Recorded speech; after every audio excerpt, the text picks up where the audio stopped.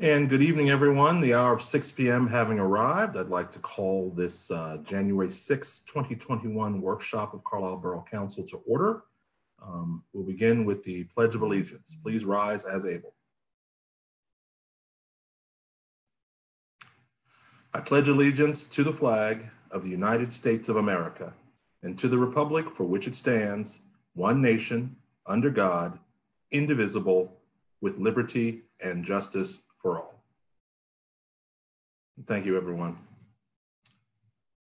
And given today's events in Washington, D.C., that last line of our pledge, it is kind of impactful for me today, and I'm sure many others on council and possibly some in the audience as well.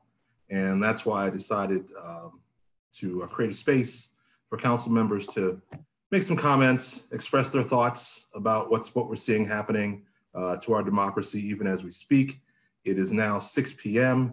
and Mayor Bowser's curfew has gone into effect in the District of Columbia from 6 p.m. to 6 a.m.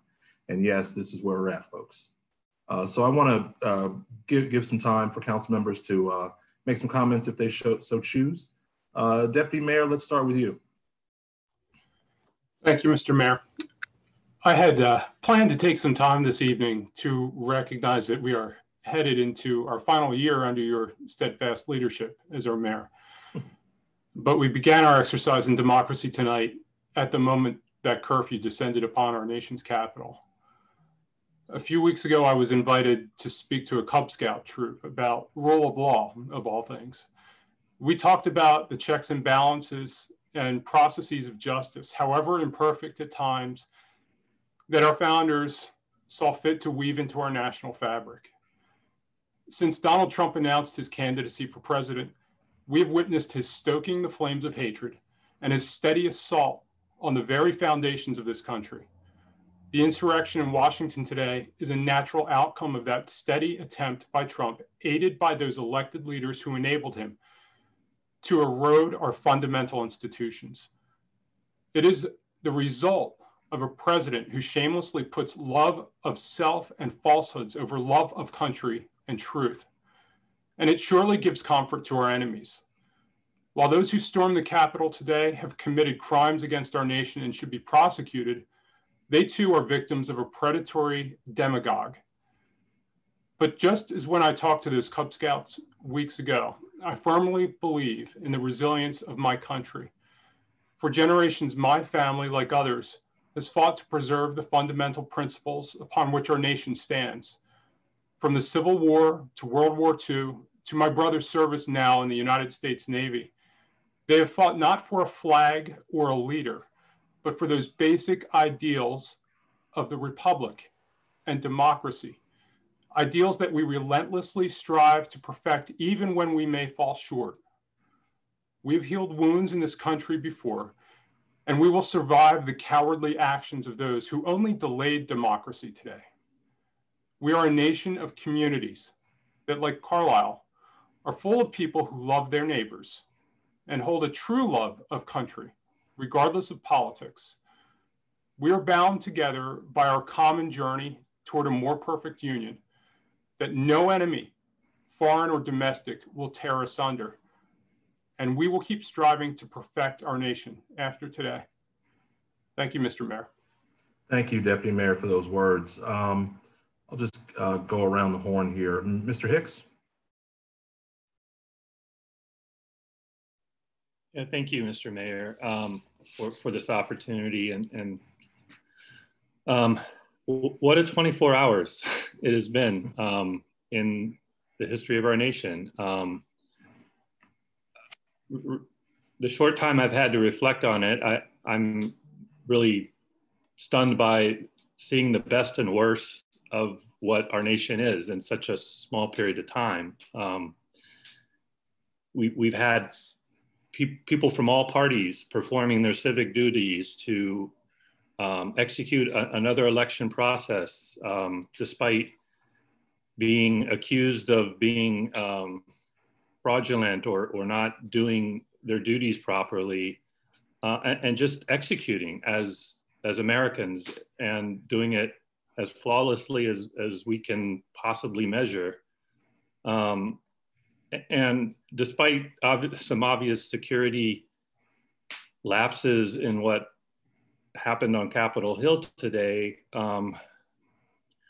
I was heartened by the restraint of, I think, police officers who, in my mind, could have rightfully feared for their lives, but used incredible restraint and minimized the loss of American lives in a very tense situation. And I'm also deeply troubled, though, by what is a failure of political leadership in this country, when thousands of Americans can converge on our nation's capital at the very symbol of our democracy and think they're doing it on the behest of these political leaders who seem to be very comfortable in washing their hands of any impropriety or any role in this clear mockery of governance and of democracy. If what happened today had happened when I was in Kabul, it would have been a bad day in a third world country. And it's troubling. I am going to choose that the best things that have happened in the 24 hours will prevail. And I do echo the deputy mayor's comments that we're only as deep as our institutions, and our institutions are under assault, but they're holding, and I believe they will. And I am going to support our institutions, no matter who holds those positions. That's our duty, and that's what makes our country strong, and will continue to demonstrate that the U.S. is a nation that should be looked toward as a way to govern peacefully. So thank you, Mr. Mayor, for that opportunity. Thank you, Councilor. Mr. Stubbe. Thank you, Mr. Mayor. I have difficulty finding the right words to express how I feel right now. And I thought about it for a little bit in what I might say tonight. I think it's obvious to all of us that this is a dark moment in the history of our country, and that years from now, upon reflection, we'll look back on some of the things that have happened today with a high degree of shame, as many of us do right now, myself included. But I am also filled with a sense of hope for our future. I think that there is opportunity for us to come together. I think there's need for us to reflect upon what we do as individuals and what we can do to bring our country together. Obviously, there's a need for leadership, and sometimes that leadership starts at the individual level.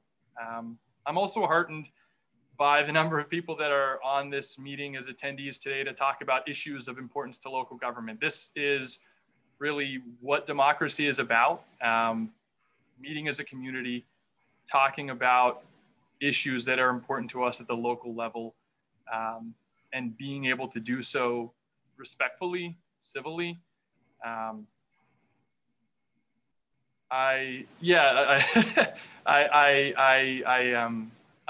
at a bit of a loss of words aside from that. I will maybe end by saying that I have an 8-month-old son who obviously has no idea about what's happening right now. But someday I know he will want to talk to me about this. And I think there are a lot of things that I hope we do between now and that day that will make our country, our community stronger. And I'll stop rambling now because I don't really know where I'm going, but I appreciate the comments that Deputy Mayor Schultz and Councillor Hicks shared today. And I would only hope that we as a nation can find a way to come together and overcome today's acts of sedition, treason, violence, and that we can look towards a brighter tomorrow. Thank you, Councillor Stubbe, well said. Councillor Landis. Thank you, Mayor Scott. I always come back to the local level, even though this is all about, the big, large government. But I just kept on thinking about how I started, I was elected 3 years ago, and, it was a council that had bipartisan work, and it was wonderful to have different perspectives and different people, and some of those folks, even though I'm a Democrat, those Republicans had my sign in their yard, and like that's something that people don't think actually happens anymore. And I am the child of a Democrat and a Republican who are still married, and my dad the Democrat, the Marine, my mom the Republican, but their marriage is still happening. And I think it's so easy for us to get discouraged. And I also was, just sort of following the Twitter threads about our previous Governor Thornburg recently passing away. And there was a lot of information, I didn't think about it, but they were talking about all the past governors and different senators and how they were more evenly balanced and would work with each other. And I think locally of Pat Vance, and she was awesome. I mean, she would clip the newspaper and put it on this green paper and laminate it and send it to people, knowing that, when I got that when my daughter was in the newspaper at a Hope Station event. And it was like those little things. I know that in the large scale that can't always happen, but it's those small things that sort of humanize like what the work is that we do and who we're doing it for, and the fact that we can work together. So she was a nurse, and so there was, there's ways that we can work with each other, but it's when we forget our duties and we forget what we're really doing this for, and we just listen to one voice. I can critique Obama and Biden and, Governor, I do really like Fetterman, but, like I can have differences of opinion with people in my own party that are in upper places of power. I'm allowed to do that. We are allowed to do that. And it's okay to break ranks every so often, but we can still have really effective governance and be respectful to each other. And I think that we have some leaders at this point that have just pushed this notion that you don't have to do that anymore. And we, maybe little people down in this lower level local leadership, that's what we can do, and we can keep on shouting up to the top, but we can show it locally as well. So I'm proud to be able to be sitting with all these folks, and I'm proud of my Republican counterparts that maybe aren't on council now, but elections come up, we can have more folks in, and we're going to work with them no matter what party we come from. So thank you. Thank you very much. Councillor Fulham-Winston. Thank you, Mr. Mayor. I'm a big believer in civil disobedience. I went to my first demonstration when I was a junior in high school, and we were demonstrating against the Vietnam War. And one of the reasons we were demonstrating against that war was because of the amount of lies and prevarication that had come out of our government. They weren't telling us what was happening. They weren't being truthful about what were happening to all of those soldiers as they left our country and went to Vietnam. They didn't tell us what happened there or what was going on. And so we took to the streets to be able to find out what was the truth. Today, people took to the street because of lies from the president, the vice president, the speaker of the head of the Senate, many people in the Republican Party, senators and congressmen, and more locally, our representatives to the State House and the State Senate.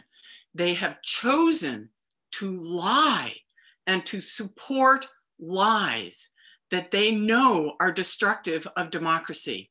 And I find that appalling, and it makes me want to weep. At the same time, democracy stood up today, and Georgia ran yet another election. Those poor people, I feel so sorry for the people in Georgia who have been inundated with millions of dollars worth of advertising. It must be driving them all completely insane. But they stood up and they went to the polls and they did it peacefully and honestly. And they have my deep respect because they stood up for democracy today at the same time our alleged leaders did not. So like the rest of you, I am hopeful that we will get past this horrible day and regain our belief in a democratic system that can be work for every person living in this country. So I'm an optimist by nature and I will continue to be that way, but in many ways today was the culmination of 4 years of incredibly un-American behavior. Thank you. Thank you, Deb. And I'm in your camp too. I'm an optimist and I do believe we'll get back on the right track. And finally, Councilor Cramsey, bring us home. All right, thank you, Mr. Mayor. Thank you for allowing this time as I try to meander through the strong feelings that I currently have. And I want to thank all my colleagues. It's a tough act to follow. All of your words were spot on. And, you know, as I watched the news today, I think like everybody else, the range of emotions came over me. I was sad, I was frustrated, I was angry, I was disappointed, and I'm trying not to let those emotions crush my hope. But the other thing that I wasn't was surprised. I think, as others have said, what we saw today was a result of 4 years of a false idol who was tricking people into believing that he was more important than our country, than our flag, than our government, than our systems that we have in place. 4 years of lies, 4 years of racism, 4 years of violence, 4 years of breaking social norms that we have in politics. We can disagree. I have friends that are different political affiliation than I am. They're still my friends. We can disagree on the policies. We can disagree wholeheartedly on the issues, and we should have those debates.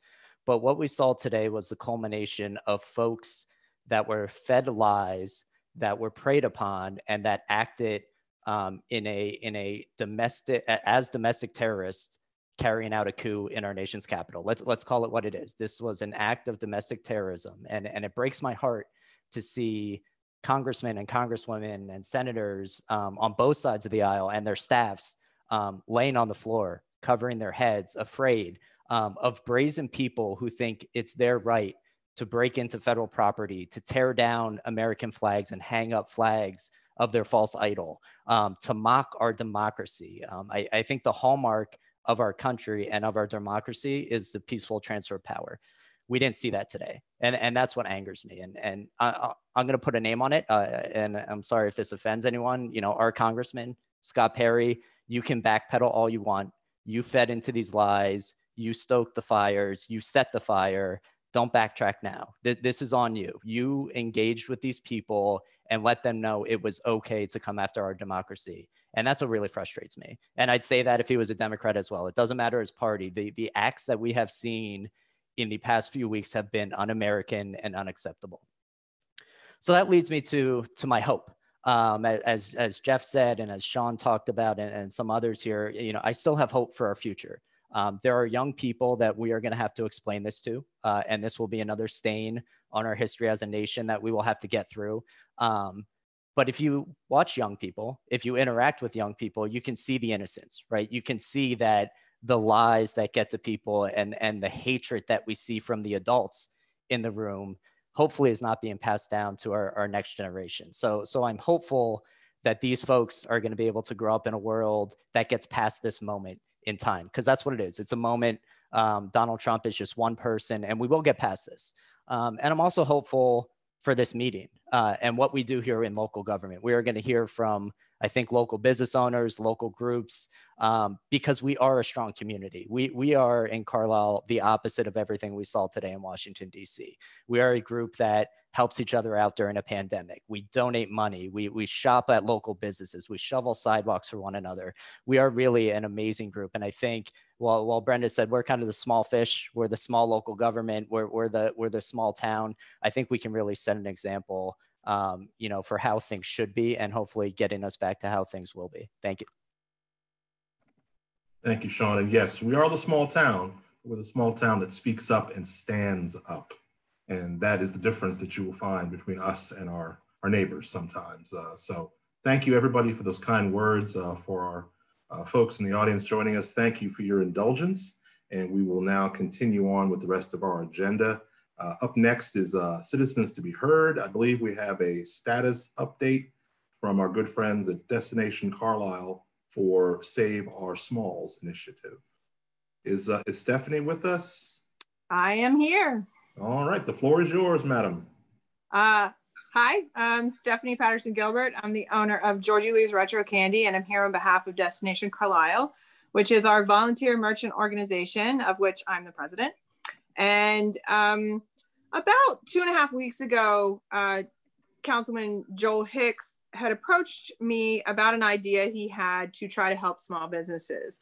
And I participated in a Zoom meeting with him, and we bounced some ideas off of each other and passed some emails. And I took a look at what he wanted to do and kind of resurrected an idea we had from the spring as an organization. And we came up with what we're calling SOS, which stands for Save Our Smalls. It's a program that we started. We launched it on December 28th. And it's fairly simple in its concept. What we do is we're taking in donations from mostly the community. We've had no corporate donations yet, so it's just donations anywhere between $5 and $500. And we are using that money to make $300 buys in gift cards or products from local downtown small businesses. And if we can take in our goal of $20,000 over 3 months, we'll be able to do $300 buys from 65 different small businesses. And those donations actually do double duty because we take the gift cards and the products that we buy, and we're donating those to either local charities or to frontline workers who have been fighting the battle against COVID-19. And so we have done extremely well so far. I mean, it's shocked us. Every time I, get a PayPal notification from a donation, it kind of blows me away.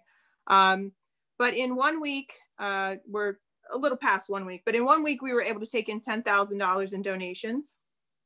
As of today, we have had $11,164 in donations. With that, we can do 37 $300 buys from small businesses. So far, we've been able to do 19 of those buys and passed $5,700 on to the small businesses in downtown Carlisle. And just to give a little perspective, I know $300 doesn't sound like a lot, but for a small business like mine, for example, that's a good day of business when it's not Christmas season or summertime when you have a lot of people coming through your door. Especially with COVID, $300 for a lot of businesses, except for maybe the largest restaurants, that would be a pretty good day in the environment we're at right now. And with $300, a lot of small businesses can, pay a water bill, pay an electric bill, make up a deficit in rent. And with small business right now, no one's doing well, no one's thriving. We're just trying to pay the next bill and get to the next, day, month, week, year. It's one step at a time. So that $300 is just a little boost of cash that they may be able to put to some good use. We're having a little more trouble arranging the other side of the donations, which is passing the gift cards on to the charities and nursing homes and hospitals and frontline workers. But we are starting to get that going as well. Today, we made our first frontline donation to Pinnacle Health Carlisle, where we actually treated them through the program to cookies and cupcakes from Nothing Sweeter and Helena's in downtown. And we were able to treat all 158 staff members who have been dealing with COVID through our buys.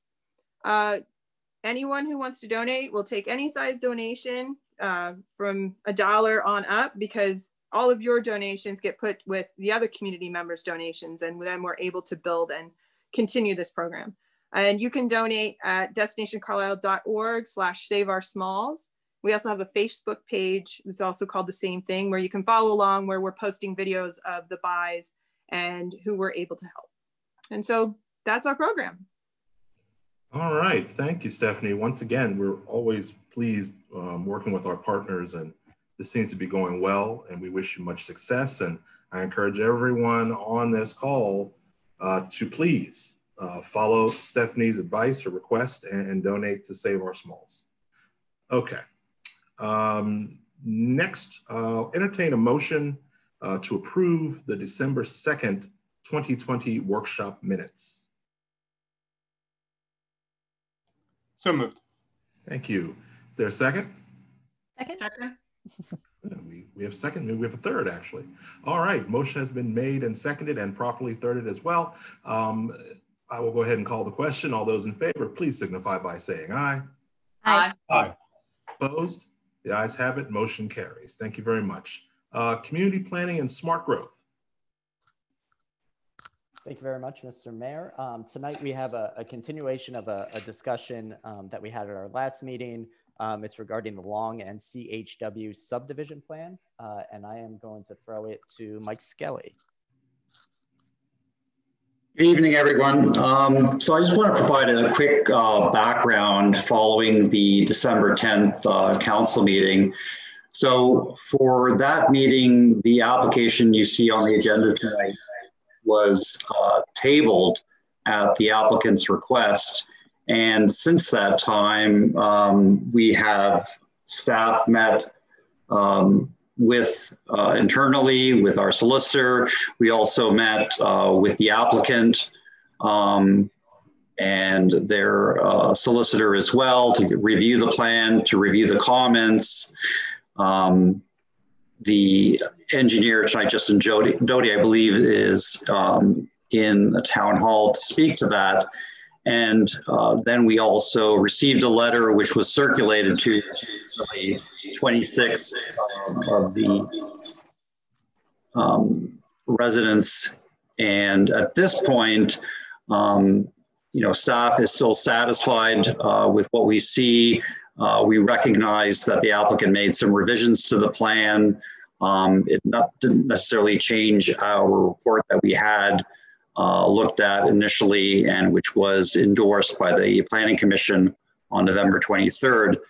So for tonight, we have several people in the, audience and participating virtually to discuss that. So I believe we have both the engineer, Justin Doty, at the lectern, Michael Garrity, and I believe also the solicitor is also in attendance. So with that, I will pass it on to Justin Doty.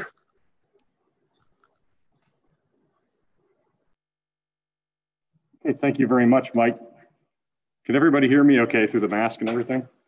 Great. So my name is Justin Doty with Frederick Seibert Associates.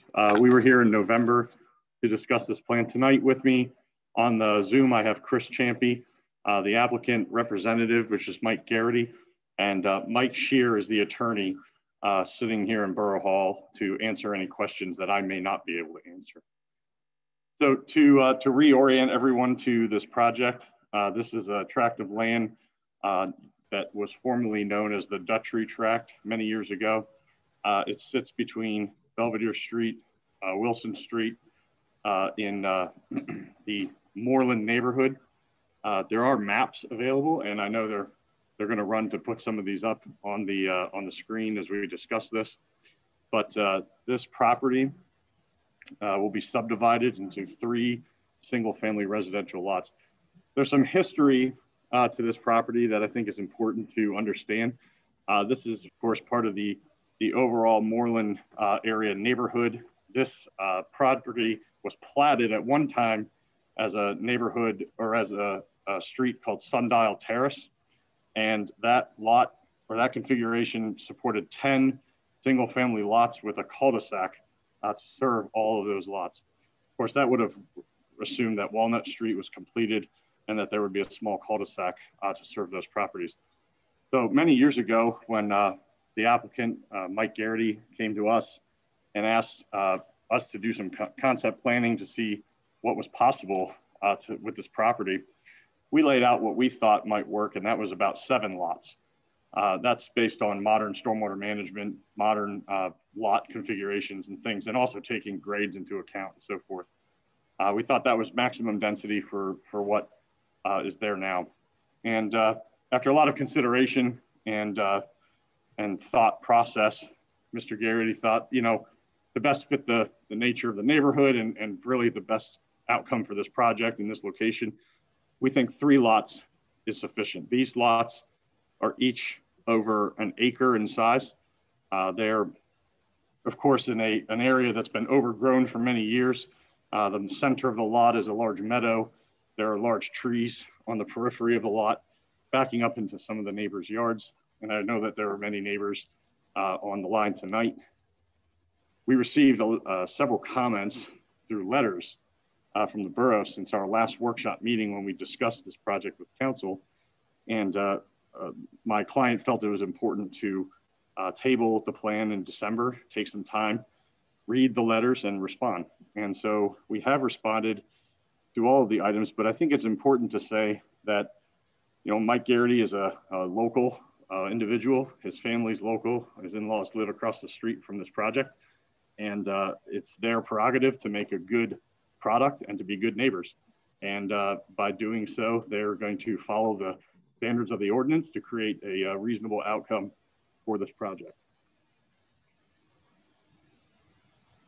So there are several items that were brought up, and I wasn't sure if I should read all of these from the letter that I wrote. I know that council members have received our response to neighbor comments, and I know that the neighbors have been forwarded the letter as well. And I think what I'll do is I will allow the folks who want to ask questions to follow up on the letter and explain or ask any follow-up questions rather than go through the entire letter at this time. Yeah, Justin, that sounds good. And thank you for that. So we'll start out. Can you hear me? Yep. Okay.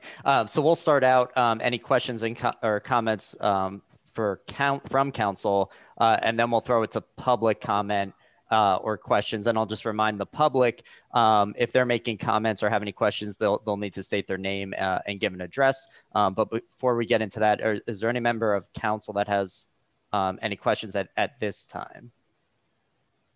Go ahead, Mr. Mayor. Yeah, Justin, I think I remember it may have even been Councilor Fulham Winston who had asked you the last time, have you heard from the neighbors? And I believe we got an okay, like everybody was fine and that there was nothing controversial. And then all of a sudden, council's getting all these emails from folks. So do you know, or can you at least address the communications breakdown or what is perceived to be a communications breakdown? Sure, that's an easy one, Mayor. We received no comments prior to that workshop meeting. So I'm not sure if the Planning Commission minutes were available at that point or not, but it seems like perhaps the fact that the development was going forward was a surprise to some in the area after that workshop meeting. But at that time, when Councilor Fulham Winston asked that question, we had not received any negative feedback whatsoever. And this one's for Mike. Under our ordinance, are the neighbors notified that this activity is going on? Is because I thought that's what normally happens, but maybe I'm wrong. No, with regards to a land development or a subdivision, our ordinance, and pretty much similar to most of the three or so municipalities in the county, and I would probably say for that much, probably even in the state, very few municipalities require that sort of outreach from the get-go, or it's kind of stated in the subdivision ordinance. Now, if it was a development or a subdivision that required either a use variance, a special exception, or even a dimensional variance from the requirements of the zoning ordinance, that would definitely trigger public outreach vis-a-vis a requirement that property owners within 200 feet have to be notified. It would also be placed in the newspaper, and you would also have signs posted on the subject property. But as the ordinance is written right now, mandatory public notification or outreach is not required. Okay. And I just have a couple other quick questions. Mike, in your opinion, has this project been designed with and in accordance with the borough zoning and Subdivision and Land Development Ordinance?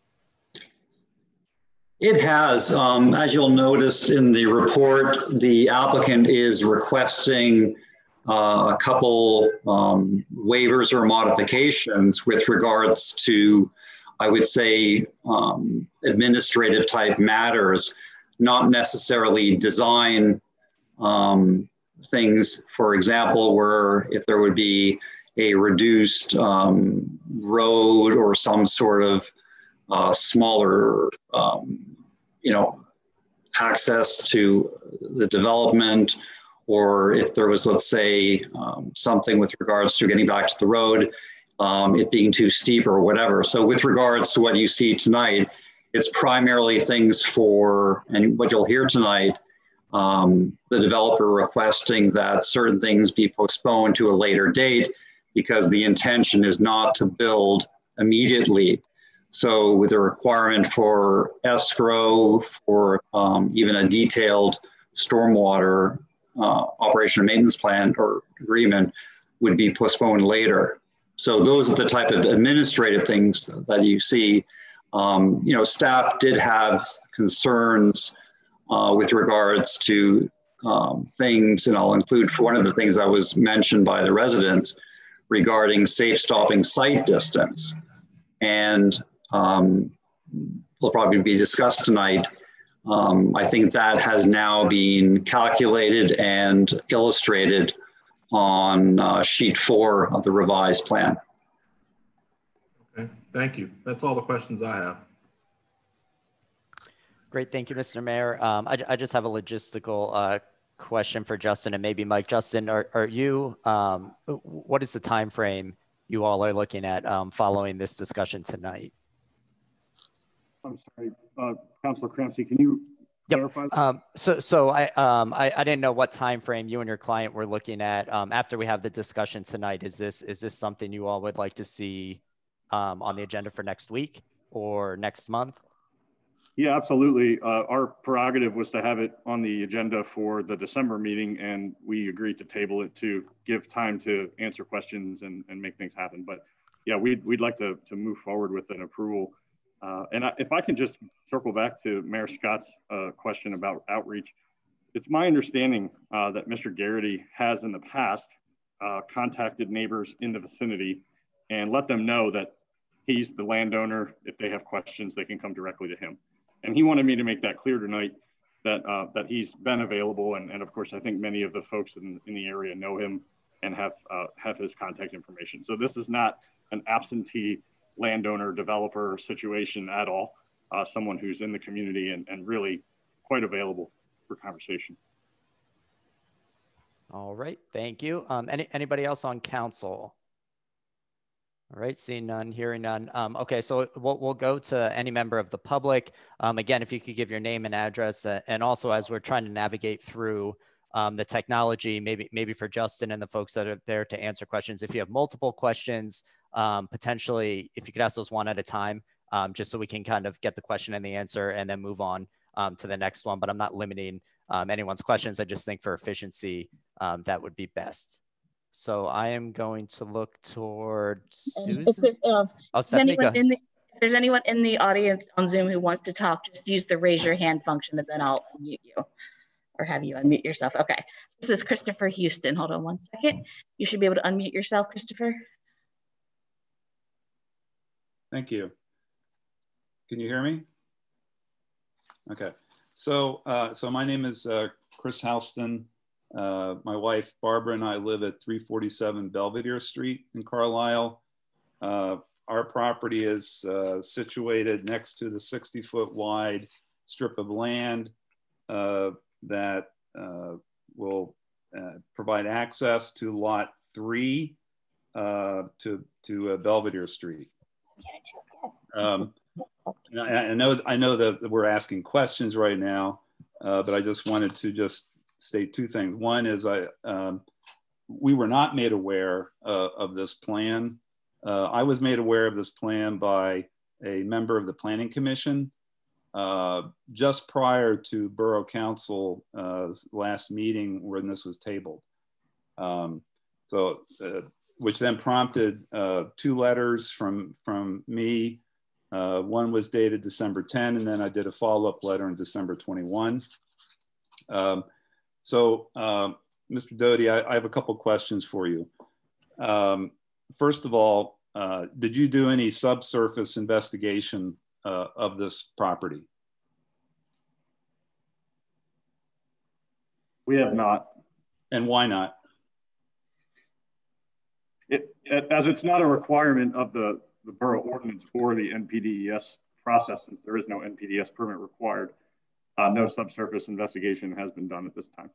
Do you acknowledge that section 217.12K of the Stormwater Management Ordinance is applicable, which provides that the design of all facilities over karst topography shall include an evaluation of measures to minimize adverse effects in accordance with procedures relative to the SMW manual?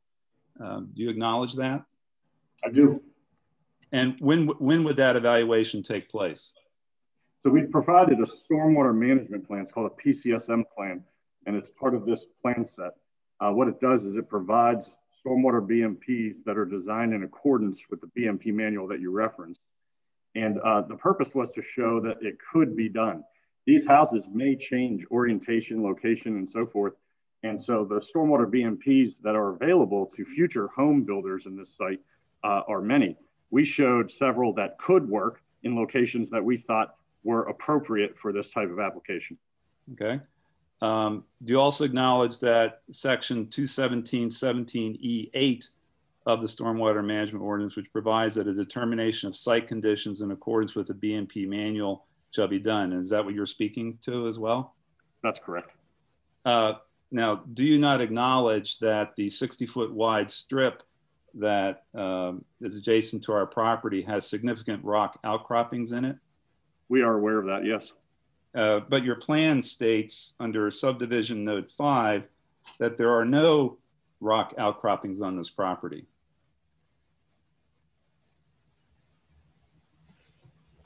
I'd have to look into that. Okay. So you acknowledge that there's a rock outcropping in that 60-foot wide strip, and that's where there's going to be a driveway access and utility trenching. Is that correct? That is correct, and common in the area. And wouldn't it be prudent to, for purposes of determining the location of that driveway and the utility trenching, as to whether it's even viable, that you do a subsurface evaluation now? Subsurface evaluations aren't commonly done for things like that. A subsurface evaluation would indicate where infiltration practices may occur, where your depth to rock might be, but this valley is filled with limestone. Every project we work on in this entire county, south of the Cana de Gwinnett, requires us to work with limestone rock. You probably have driven by several sites yourself and seen the blasting operations that have taken place to get rid of some of that rock. That probably wouldn't occur here to the level that you've seen, but I think we all know that there's limestone involved in a lot of our construction. Right. Even though our house is approximately, I could hardly see this plan. I just got the plan this morning and it's a very small print, but it looks to me that our house is probably within 20 to 30 feet of this trenching. And so what protections will be in place to protect that house? Because would you not acknowledge that to go through that significant rock outcropping, there's definitely going to be blasting or rock removal, correct?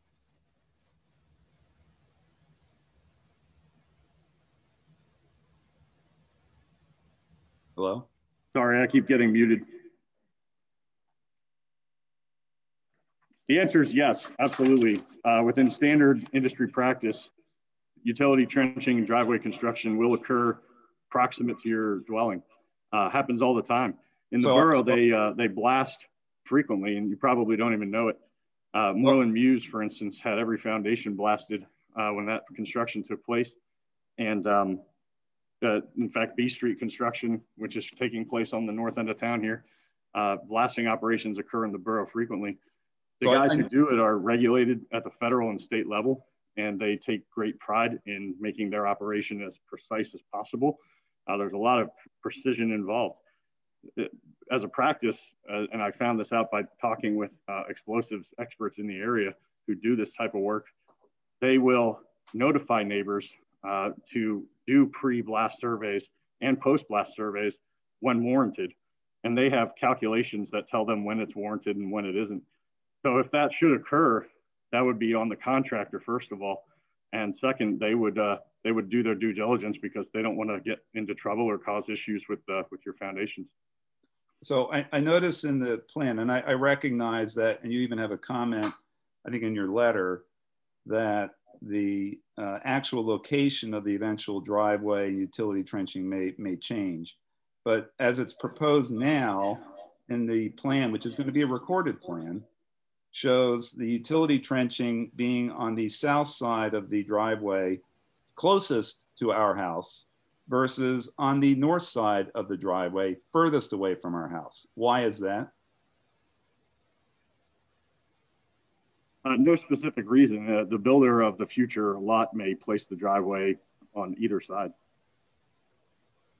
Well, I'm talking about the trenching. I'm not talking about the driveway. The driveway is in the center of that The area. trench might go underneath the driveway. Sometimes we show it offset to allow for the plan to be clear so that the things aren't stacked on top of each other, but they'll trench the utilities most likely under the driveway. Yeah. So this is a comment, not a question, but it's to Mike Skelly.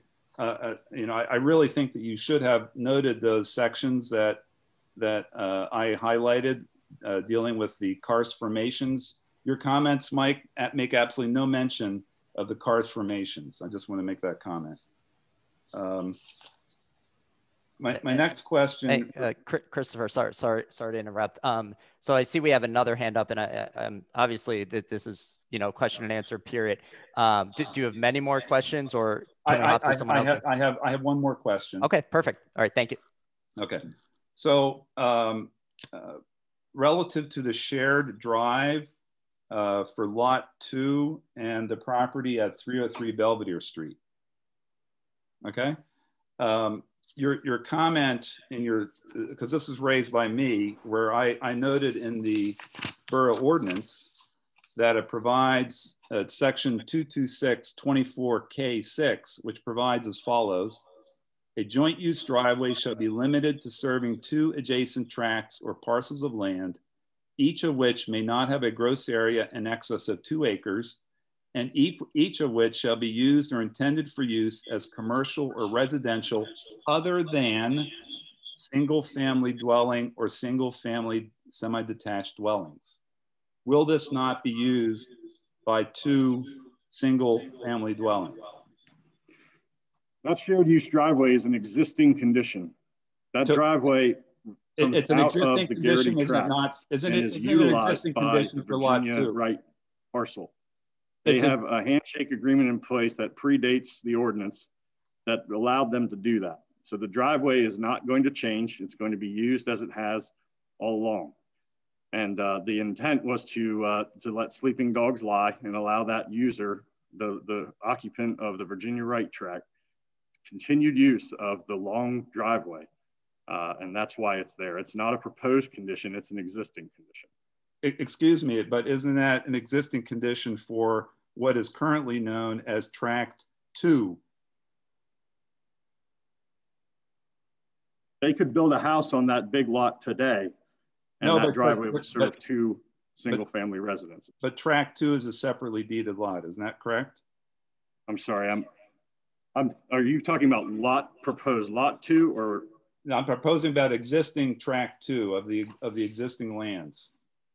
The common parcel that exists now? So when I'm looking at sheet 2 of 7, it's the existing Tract 2, which was a separate lot from Tract 1, which is where the houses would be located. That shared access is for Tract 2. You are now obviating, you're subdividing, but that pre-existing condition was for Tract 2.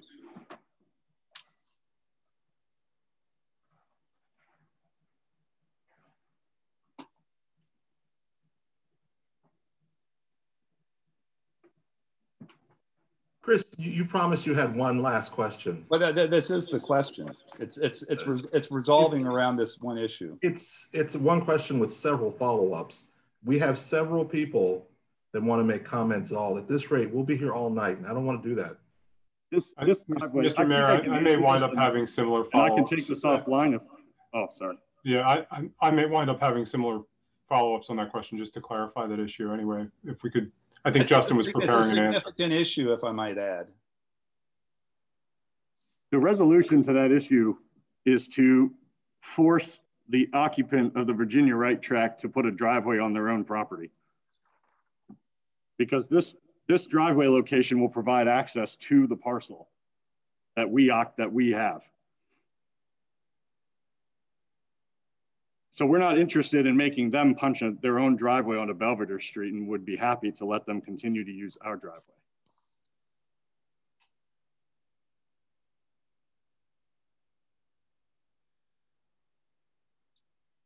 I have no further questions. Okay, thank you, Christopher. Stephanie, is there another hand up? There is. Jesse's hand is up, and you can unmute yourself, Jesse. Hello there. This is Jesse Braille and Katie Oliviero. We are at 711 Hillside Drive, and the plot plan is listed as the Heddleson parcels. So this is a dated plot plan. We purchased this property in August of 2020. I just, as a point of order, I'd like to note the fact that the plot for our dwelling is dated. I think it's actually as dated as 2011. So I would draw the council and the developer's attention to ensuring that they have accurate plans on where the neighboring residences' homes actually are. And I've a couple comments and a question. So I just want to note that we just bought this property, and there were 2 title searches done on the property, one in June and one in August, due to some circumstances around the previous owner's death.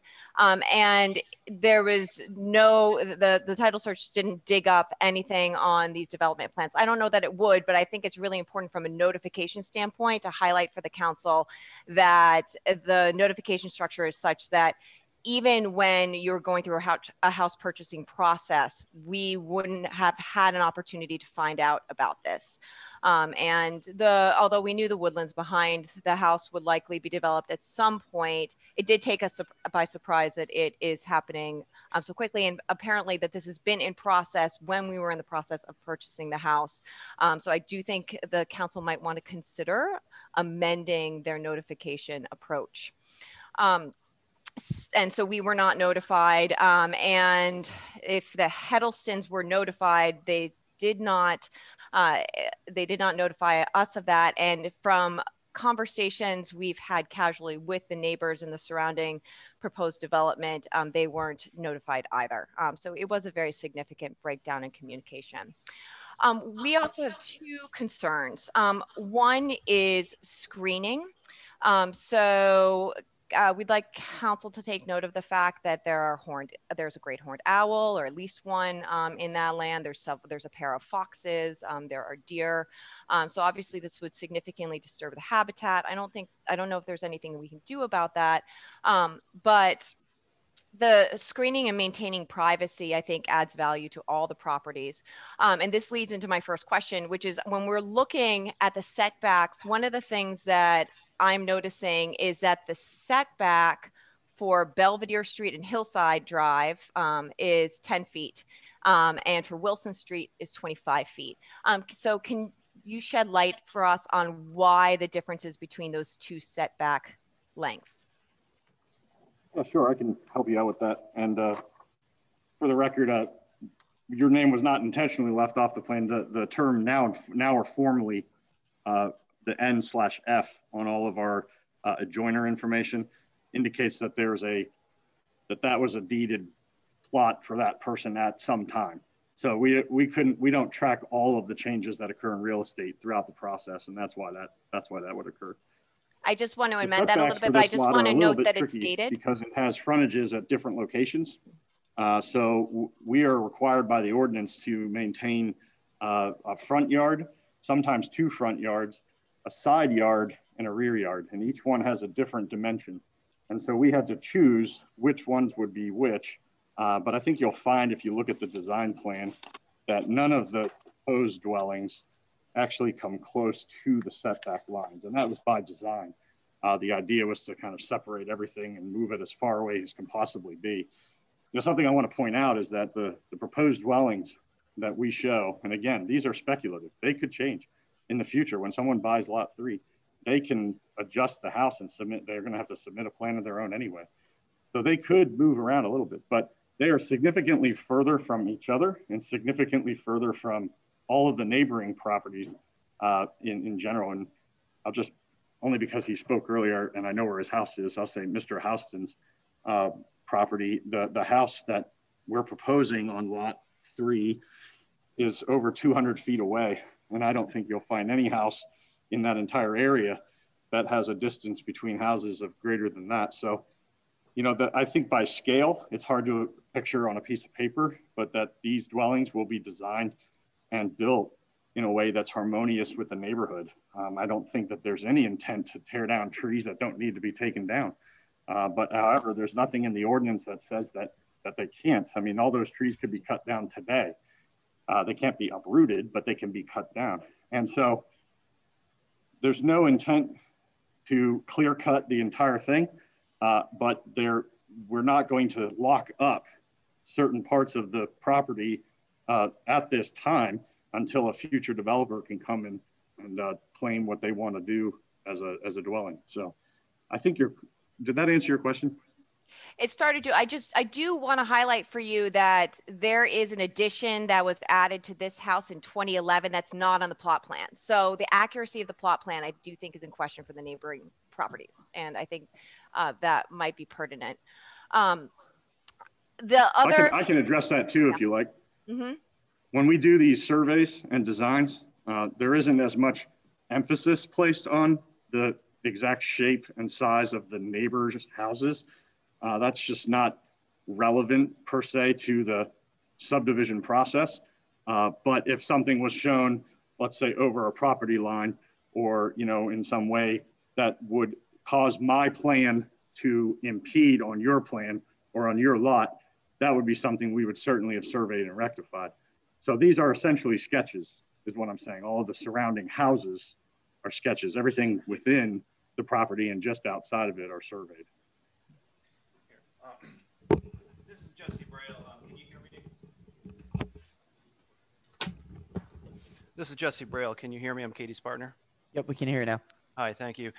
Yeah, just to expand on the woodland area, that was our consideration, is that we had asked, it is unusual in an instance here in a development to have a development impede or basically encroach on 12 different or 11 different backyards. And so in terms of considering everyone's privacy, we had asked it to put something a little bit more specific about maintaining a woodland boundary. And I know the developer has said they have every intention to maintain the existing woodlot, but if there's no specificity, it doesn't hold a developer to anything. They could bulldoze up to within an inch of our property line and take down every single tree, and really there's nothing we could do about it. And so just a point that ourselves and the neighbors had was to, given the unique nature of this location in everyone's backyard, we wanted to try to add some specificity to the building plan, the development plan, to actually, give a woodland margin, say it's 10 feet, 15 feet, 20 feet, just to say that won't be disturbed. That was one of our main concerns. And I think that would be, that'd be favorable for all the landowners surrounding this development.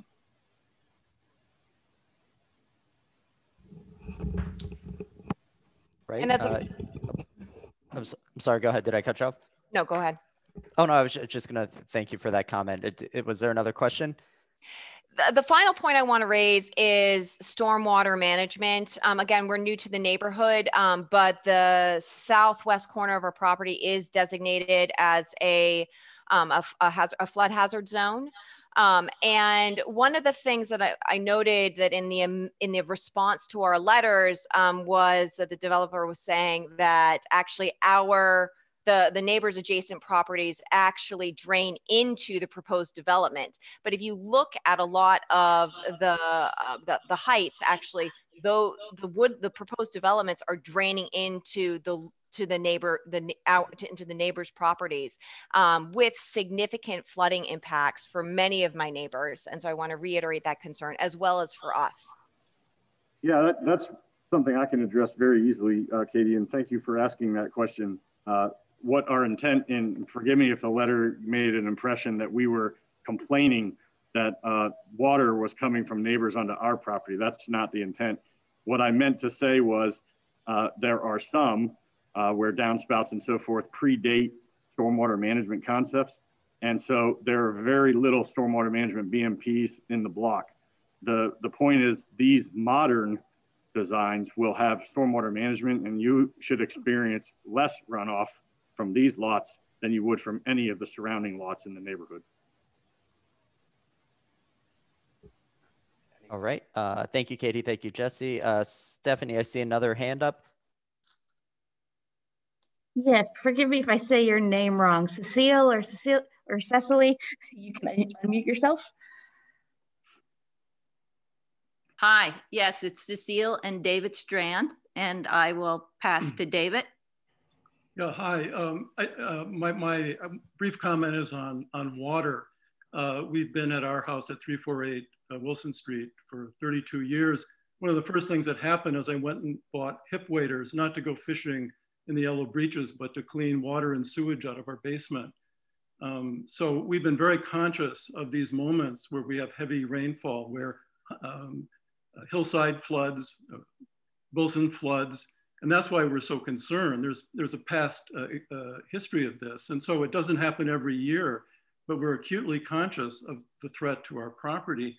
Also, the comment on number 6 suggests that there'd be an advantage here because the new properties would have up-to-date bioretention and dry well facilities, but we've had these since 3 years ago.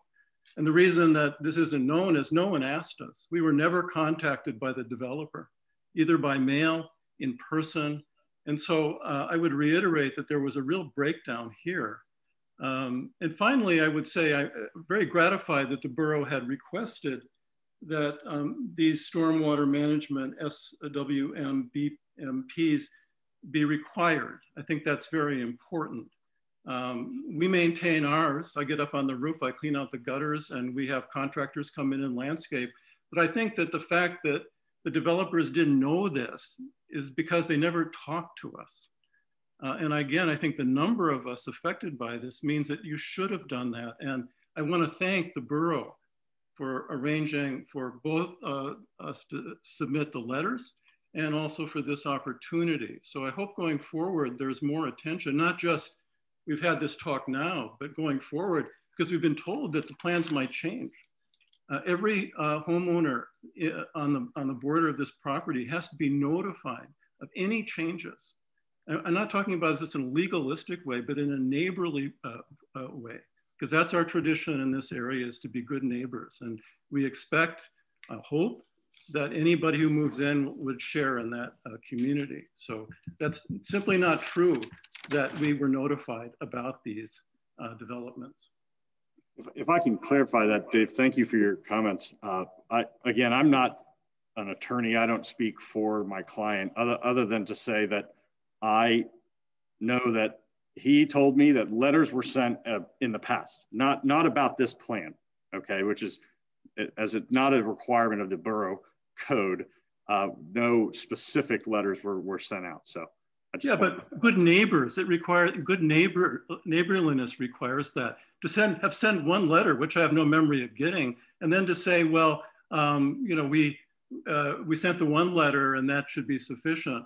So I think that the practice here needs to change radically going. I realize that this will not be immediate, but that gives you plenty of time to develop a better working relationship with the neighborhood. Okay, I would just like to add to that is that we, of course, understand that land development is a business. And as such, decisions are going to be tied to costs and any minimal requirements that will be required as to the location of where they occur. On the other hand, a neighborhood is not a business. And we'd like to acknowledge that potential new property owners, possibly even future developer, could become a part of our neighborhood. So our current concerns will be their concerns too. So it really is a joint issue that our concern about stormwater management, preservation of trees, wild places, which also plays into the stormwater management, and the care of the topography here, of which we all are well aware, it's something that we share. And hopefully we can see it as such. Great, thank you both for those comments. And I think those comments are important as we as a council, I think, move forward, even outside of this project, just looking at future projects, regardless of where they are in the borough and how those notifications work, I think is, that's something I think is within our realm to look at, unless one of our attorneys tells me I'm off base on that one. Any other public comments? I know my colleague, the deputy mayor, has a few questions. Stephanie, do you see any other hands? Not right now, no. All right, with that, I'll throw it to Deputy Mayor Schultz. Justin, I'm sorry, I got a little lost in that whole access drive, joint use access drive. Just so I understand, I have the plan up now in front of me. The original that we're talking about, the driveway, I think it's to the southwest, stemming from proposed lot 2, right? Yes, the existing driveway. Right. Okay. And that was to serve the overall lot, and then is it the right property to the south? Correct. Okay. All right. Good. Gives me a better picture of things. Thanks. I'll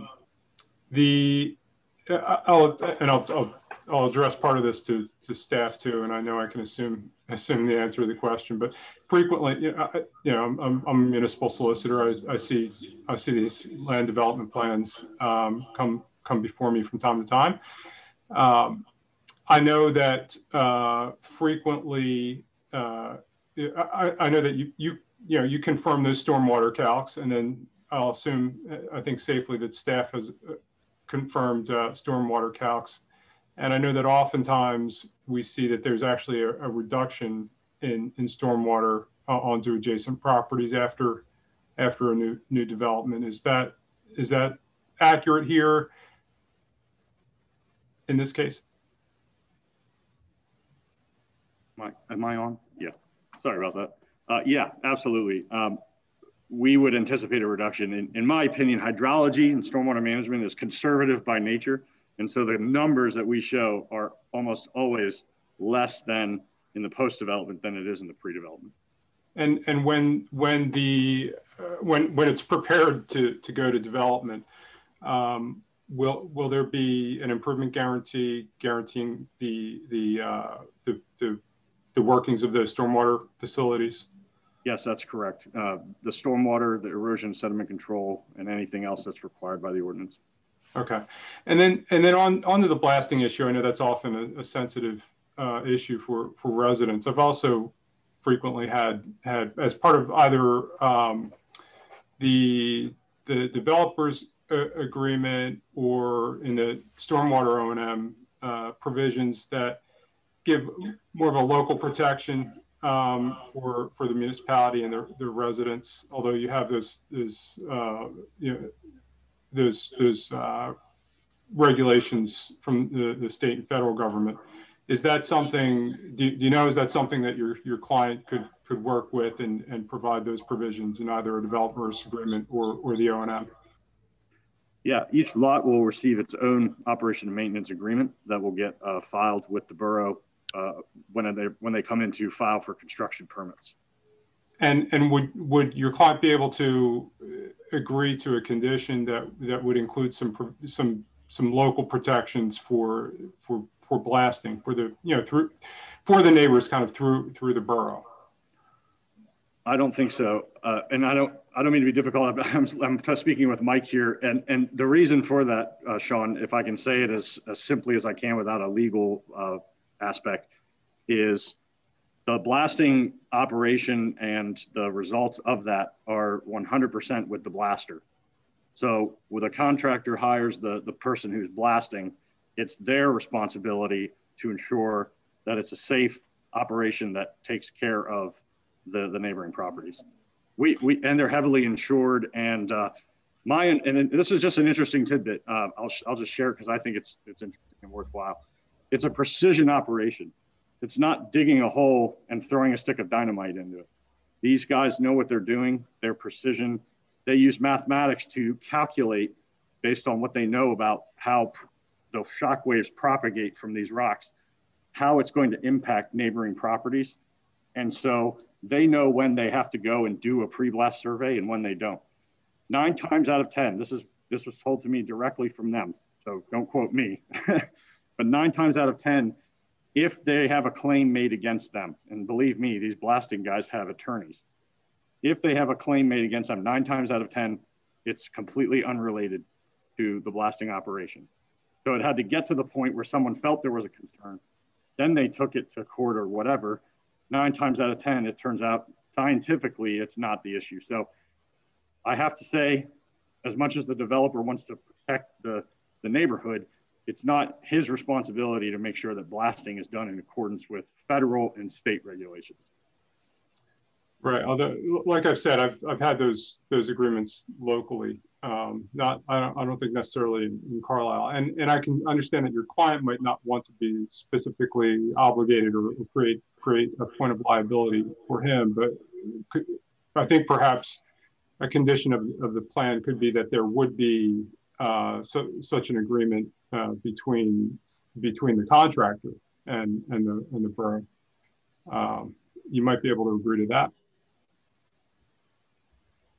I'd have to ask Attorney Scheer to consider some of the suggested agreements. I can tell you that the developer is willing to put into place what's required by the ordinance and required by the state, and will comply with all rules and regulations in industry practice in terms of construction. Okay, and of course, you have time, and Attorney Scheer and your client have time before we vote on this likely next week anyway. Okay, yes, thanks, absolutely. Deputy Mayor Schultz, can I ask you a question? And maybe it goes to other folks here actually, but since we're talking about blasting, the only other blasting that I'm aware of is, in my neighborhood along B Street. So do we have anything like that, agreements with the folks on B Street that were having blasting done near them? Like, did we offer that kind of understanding to other residents? I think Mark just hopped on. He might do it. Yeah, as far as the borough's B Street project, there was blasting that occurred, and we did have in our contract a requirement with the contractor to do pre and post blasting inspections. Now, in those cases, it's the prerogative of the individual property owner to allow that to occur. In some cases, they do not allow it. I guess that was my question. Maybe I'm just trying to understand what Deputy Mayor Schultz was recommending compared to what Mr. Doty was bringing up earlier, because he did say about pre and post inspections, I think, as well. And so I just wanted to know if we're talking about the same thing, or we're talking about putting something else into this plan versus what. I guess I'm just trying to make sure that we have some sort of consistency when it comes to blasting in the borough, and that if we're going to offer something to one area, that it's consistent. So that's why we do have ordinances and zoning and everything, and that's why I'm just trying to understand what our approach is. So that's all. Yeah, thank you, Councilwoman Landis. That is accurate. With the blasting contractor has a responsibility to perform those pre and post construction blasting surveys when blasting operations occur within a certain proximity. What I heard, and this is not necessarily the case, but it's when they're within 80 feet of an existing dwelling, they will perform or offer to perform the pre and post blast survey. So there's no telling, there may not be any blasting on this project. They may do mechanical rock removal. It's possible. So we just don't know. That's a means and methods item for a contractor to work out. Great. Justin, thank you for that. Stephanie, I see another hand up, but quickly before that, someone did have to run.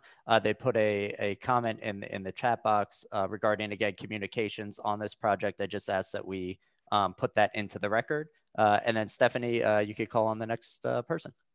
Susan, you can go ahead and unmute yourself and ask your questions.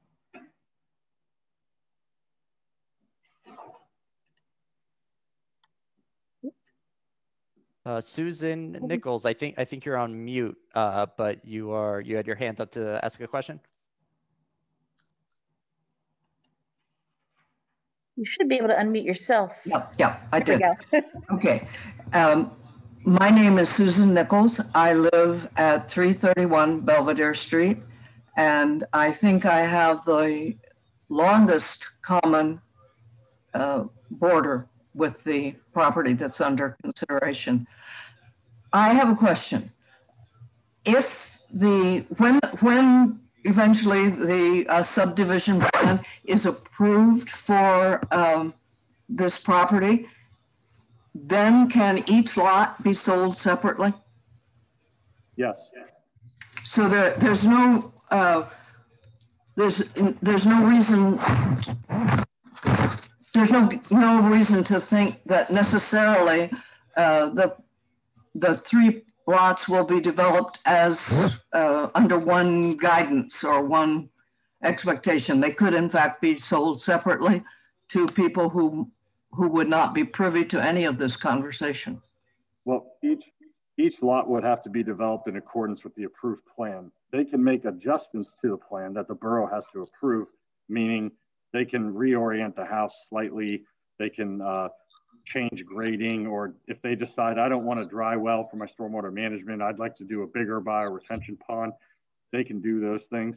It's so, because we're not so detailed, and when you build your own house, you'll want to have some say in if you have a sunroom or if you have and you say in the plan that they are responsible prototypical for water management and flexibility with future, and you say they can put the house, they don't have to follow this plan, they once they buy the lot, they only have to follow those things which have been specified, and there are unless concerns are specified, they don't have to follow them, right?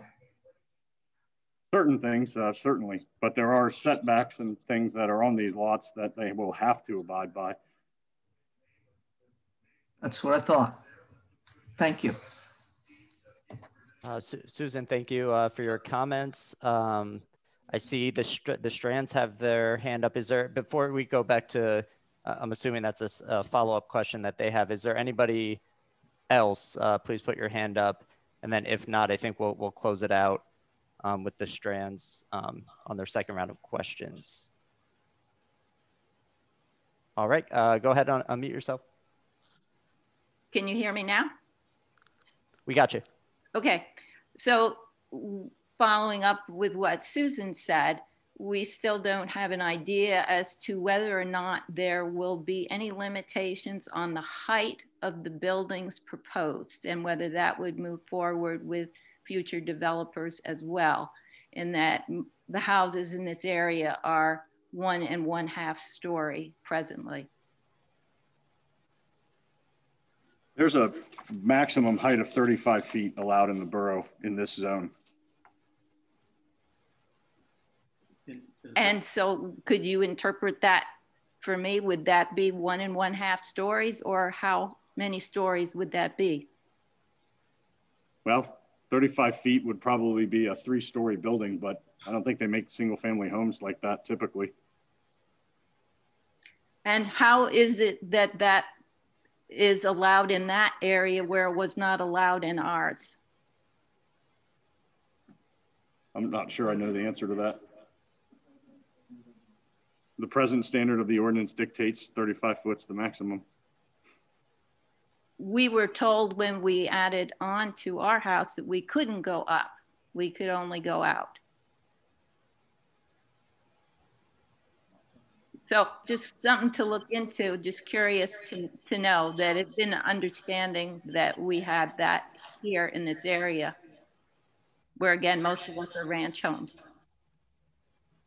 So certainly if that was a building code requirement in this region, that would be addressed at the time of building permits. So Justin, just to follow up on that, and Mike, so if the land was being developed and someone came in for a building permit and it was 36 feet, that's what you're saying, that's what would dictate that? Yes, okay. That's okay. My understanding. Yep.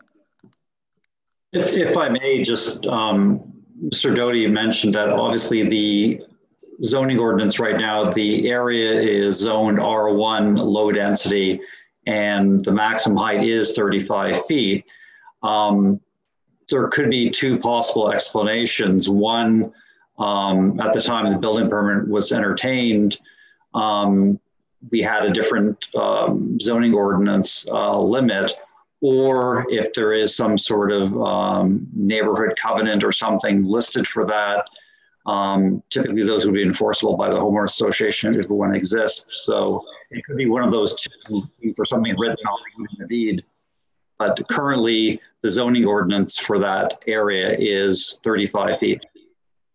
And of course, that would impact the neighborhood to have a 3-story homes in the middle of the ranch houses. So just something to think about. Great. Thank you for that question. So, okay, I see one more hand. Mr. Houston, a follow-up question? Yeah, I was just going to say that story and a half height, I believe, was a deed covenant. That's all. I just wanted to make that for the record. Great, thank you. All right, so I am not seeing any more hands. I want to thank Justin and his team for being available. Thank the neighbors for getting on. I think that's a good exchange. Those are good questions for us as council to hear. And Justin, thank you for answering those questions. As Deputy Mayor Schultz said, I think we have about a week here, a little over a week before another vote. So if there's any outstanding items or any other communications that can happen before then, I think that would be for the benefit of everybody. There any Councilor other? Crampsey, I want to say thank you for the opportunity. We always want to talk with neighbors. My office is downtown. If anybody ever wants to come and speak with me, I'd be happy to explain or discuss a project that I'm allowed to. Great, we definitely appreciate that. Any other questions or comments before I close out my item for the night? And Mike, thank you as well for your help on this. All right, that ends my report, Mr. Mayor. Thank you. Thank you, Mr. Crampsey. Moving on, next under Mayor's report, we have recovery strategies ratification. And I'd like to make a motion that council ratify the following COVID-19 economic recovery measures designed to assist the Borough of Carlisle's small business community and respond to the public health emergency. First, temporary use of West Chapel Avenue parking lot for activities sponsored by Earth Artisan and Outfitter and Downtown Carlisle Association. The event was held on Saturday, December 12th at 2020. And second and finally, allocate resources, mainly manpower and equipment, for snow removal operations from the square to the following intersections: West, Bedford, Pomfret, and North on Saturday, December 19th from midnight to 8 a.m. I so move. Second. Motion has been made and seconded. Any further discussion or staff comments? Susan, do you have anything to say about this? Okay. All right. It's pretty straightforward. It is, sir. All those in favor, please signify by saying aye. Aye. Aye. Opposed? The ayes have it. Motion carries. Item B under Mayor's report has been postponed until next month. So that ends my report, and we'll go on to budget and finance. Thank you, Mr. Mayor. I understand that Councilor Hicks has a conflict of interest on this motion because he sits on the board of the Tort Regional Authority. So what I'll do is divide this so Councilor Hicks, you can vote on the balance of it. And I'll pull LaTorte Regional Authority out first and fashion a motion for that. Actually, Deputy Mayor, if you don't mind, since these are all somewhat related, I would feel more comfortable just recusing myself from the balance of these, if you don't mind. Thanks. Okay, sure. Yeah, makes my job easier. So, thanks. Okay. Then I move the council approve the disbursement of funds as part of the 2021 budget to outside agencies as listed below. And I'll read them off just so everybody who's attending is aware. Bosler Memorial Library, $1,500. Carlisle Arts Learning Center, $500. Carlisle Joint Veterans Council, $300. Carlisle Opportunity Homes, $500. Carlisle Victory Circle, $2,500. Destination Carlisle, $500. Employment Skills Center, $500. LaTorte Regional Authority, $2,500. Safe Harbor, $500. Spirit Empowered Ministries, $200. And Summer Fair, $500. Deputy Mayor Schultz makes a motion to approve the distribution of funds as part of Council's 2021 budget to outside agencies. Do we have a second? Second. Motion has been made and properly seconded. Any further discussion on this item? Hearing none, all those in favor, please signify by saying aye. Aye. Aye. Opposed? The ayes have it. And Madam Secretary, please note the abstention of Councilor Hicks. And that concludes my report. Thank you. All right, thank you very much, Deputy Mayor. Employee Relations, Citizen Participation. Thank you, Mr. Mayor. I have 3 items this evening. First, I move that Council reappoint Mr. Gary McCormick to a first term on the Sewer System Authority, effective January 1st, 2021, and expiring on December 31st, 2025. Councilor Stube makes a motion to reappoint Mr. Gary McCormick to the Sewer Authority. Is there a second? Second. Motion has been made and seconded. Any further discussion? Is Mr. McCormick with us this evening? Okay. All right. He is not. He's not? Okay. Hearing no further discussion, I will call the question. All those in favor, please signify by saying aye. Aye. Aye. Opposed? The ayes have it. Motion carries. Thank you, Mr. Mayor. Next, I'll move that Borough Council reappoint Mr. Larry Segrist to a second term on the Municipal Authority, effective January 1st, 2021, and expiring on December 31st, 2025. Thank you. Mr. Stube makes a motion to reappoint Mr. Larry Segrist to the Municipal Authority. Is there a second? Second. Motion has been made and seconded. Any further discussion? Hearing none, all those in favor, please signify by saying aye. Aye. Aye. Opposed? The ayes have it. Motion carries. Finally, I move that Borough Council appoint Ms. Tamala Tressel to a term as resident at large on the Climate Action Commission. The term will become effective immediately and shall expire on October the 8th, 2021. Thank you. Mr. Stube makes a motion to make an appointment to the Climate Action Commission. Is there a second? Second. Motion has been made and seconded. Any further discussion on this item? Hearing none, all those in favor, please signify by saying aye. Aye. Aye. Opposed? The ayes have it. Motion carries. Thank you, Mr. Mayor. That concludes my report. Thank you, sir. Public Works. Thank you, Mr. Mayor. We have several items tonight. The first is related to utility permit fee resolution. I would ask Borough Council to approve a resolution amending various permit fees established in Chapter 120 of the Code of the Borough of Carlisle. Right. Ms. Fulham-Winston makes a motion regarding utility permit fees. Is there a second? Second. Motion has been made and seconded. Any further discussion? Hearing none, all those in favor, please signify by saying aye. Aye. Aye. Opposed? The ayes have it. Motion carries. My second item, I ask the Borough Council approve change order number 4, final, to the LaTorte Interceptor Rehabilitation Project, establishing the final contract amount at $8,049,691.30 and settling all existing contractor claim and time extension requests. Thank you. Councilor Fulham-Winston makes a motion to approve a contract change order Is there a second? Second. Motion has been made and properly seconded. Any further discussion? Hearing none, all those in favor, please signify by saying aye. Aye. Aye. Opposed? The ayes have it, motion carries. Moving on, I would ask Borough Council to approve change orders number 1 and 2 to area 4B-1 sanitary sewer system rehabilitation project to adjust the contract time period by 50 days and to increase the contract amount by $6,566.43 to account for additional work needed to complete the contract. We have a motion to approve a change order. Is any further? Oh, is there a second? Second. Motion has been made and seconded. Any further discussion? Hearing none, all those in favor signify by saying aye. Aye. Aye. Opposed? The ayes have it. Motion carries. And last but not least, I would ask Borough Council to approve compensating change order number 1 to adjust the estimated quantities included in the contract bid to equal of the actual quantity of work completed on pump station number 1 interceptor lining project, increasing the total contract price by $2,254.50. The motion to approve another contract change order. Is there a second? Second. Motion has been made and seconded. Any further discussion on this item? All right, hearing none. All those in favor, please signify by saying aye.